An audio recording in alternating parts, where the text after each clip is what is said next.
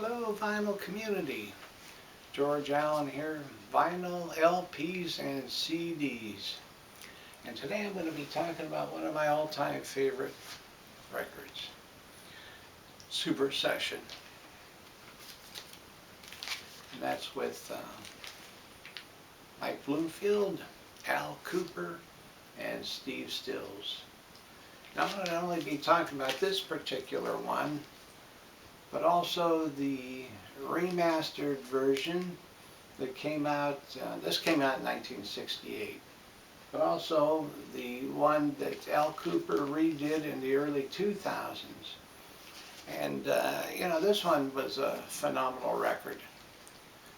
And as most of you know, Al Kooper and Mike Bloomfield became pretty good buddies when they were playing with Bob Dylan on his Highway 61 Revisited. And so Al said, you know, Mike, hey, let's do an album together. Al Kooper just got kicked out of his own band, Blood, Sweat and Tears, probably for musical differences.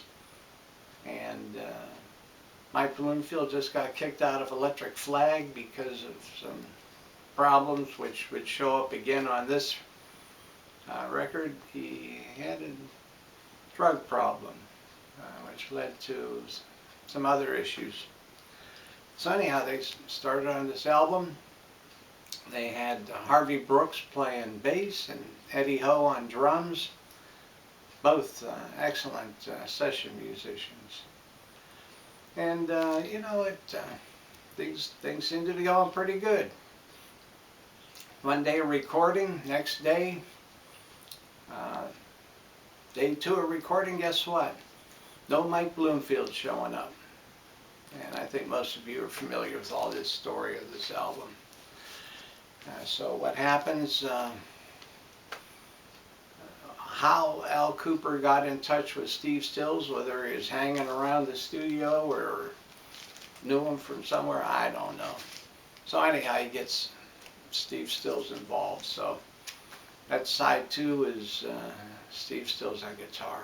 Here, you know, Mike Bloomfield, because of his drug addiction and his problems with insomnia, just couldn't make it to finish it. But either way, both sides of this album are phenomenal, and ended up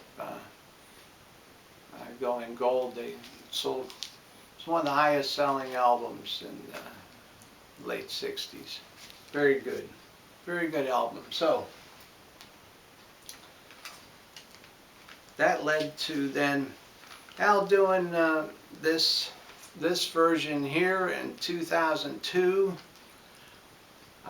This being, if you have the CD version, you'll see that the color is different on this. This is kind of a black or blue on the album. When he did this one, it has kind of like a gold version there. And what he wanted to do when this came out, remastered, 24-bit and all that fancy stuff, he took several songs that had horns and he took the horns out because, you know, Al Kooper, being the arranger that he is and producer, always liked to add horn strings and that stuff, fancy it up. And some people said, Al, why'd you do that, man?